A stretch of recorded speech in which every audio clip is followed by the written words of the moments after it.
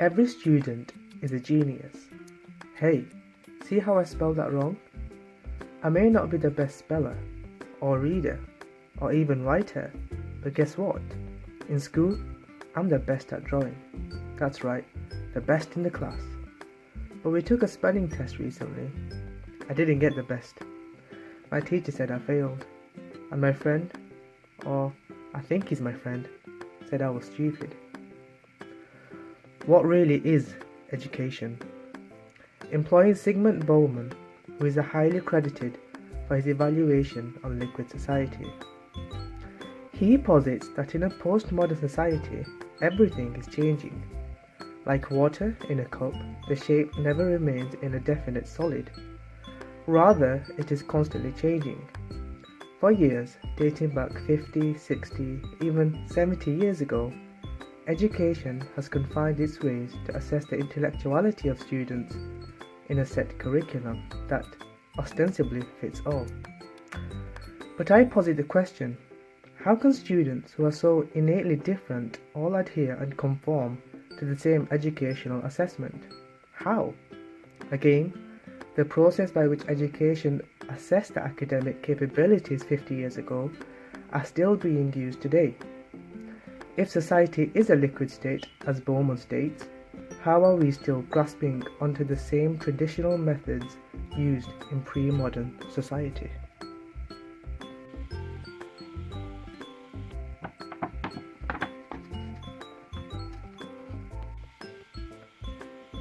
My passion has always been drawing.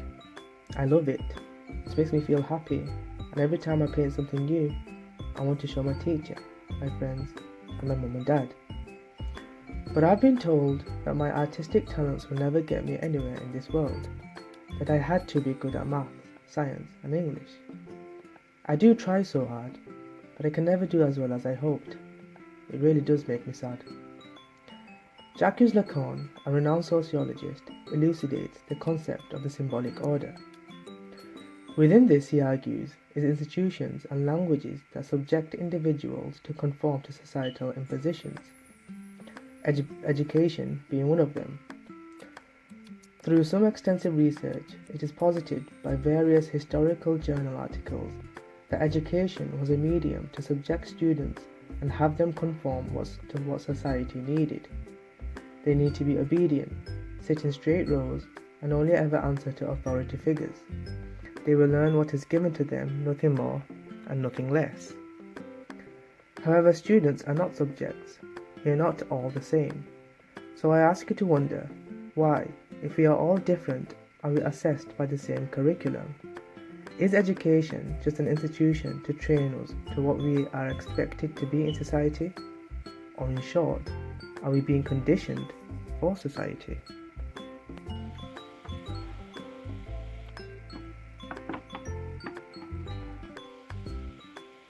I really don't know what happened. I moved from primary school to secondary. It's an enigmatic place to say the least. Everyone acts like robots. What I mean is we all learn the same thing and are tested on the same thing. Honestly, I feel trapped. I don't feel free. As discussed by Paul Norton, an extensive writer for Independent Education Today, he evaluates the disadvantages of set curriculums that are designed to fit all students. He posits, rather interestingly, cultivating a new curriculum means schools can offer all learners and nurture their individual talents. He adds, schools and education at large should ensure that children get the chance to explore specific topics and discover their own unique hidden talents. However, undoubtedly, education has been guilty for treating children as though they were cookie-cutter frames, a shape that they all must fit. We are all different, yet we are prescribed the same assessments by which our academic success is measured. Ultimately, I argue, schools have snatched creativity, individuality, and have been abusive towards the unique intellects possessed by all students.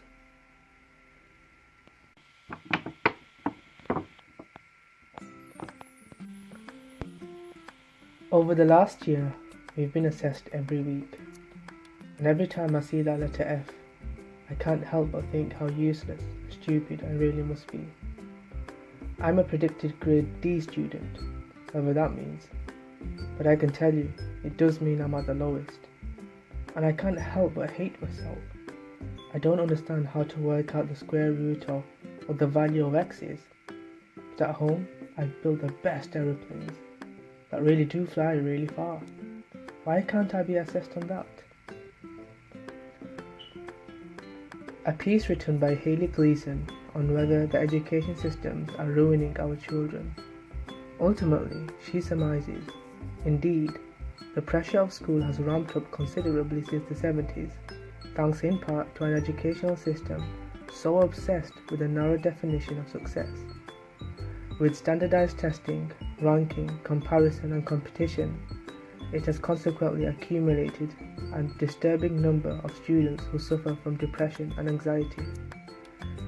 An account depicted from ABC Journal article writes on a young teenage girl who expresses, and I quote, "All types of assessment and judgment paralyzed her with anxiety.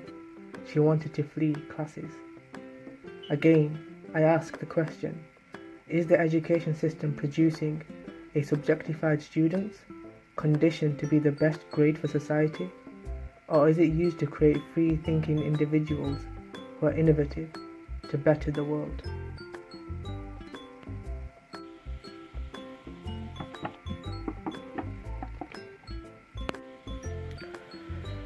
During our visit to the primary school to engage with the students, I couldn't help but realize how interesting it was to work with young, free, expressive and innovative children. But at the same time, it made me wonder, how has the education system developed the learning process by which students grow in the world? Has education confined our ability to be individuals, to be free?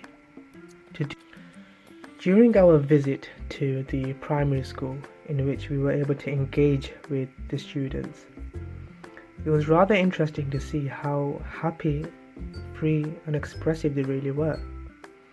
Our project involved painting and creating different types of patterns, but ultimately we allowed the students to do whatever they liked with those resources that we provided.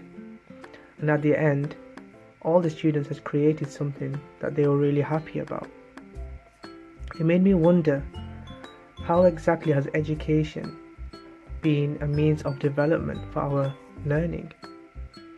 When we compare the students in such an early stage of education with those in secondary school, we can really see the difference.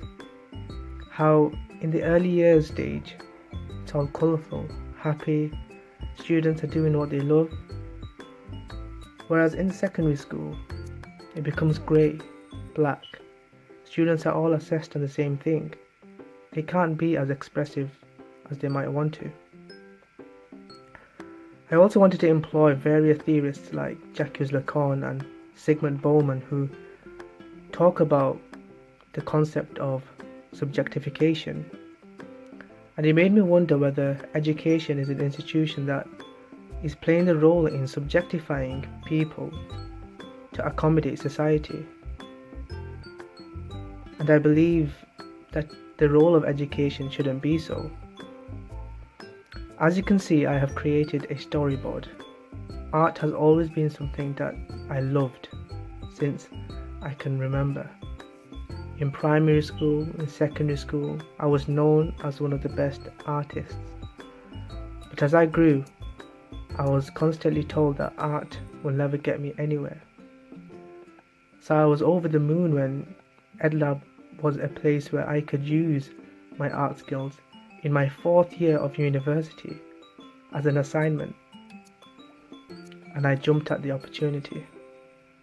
My storyboard shows how the digression of education has created students who are suffering from anxiety, who are suffering from questioning their ability, their intellectuality, their academic success.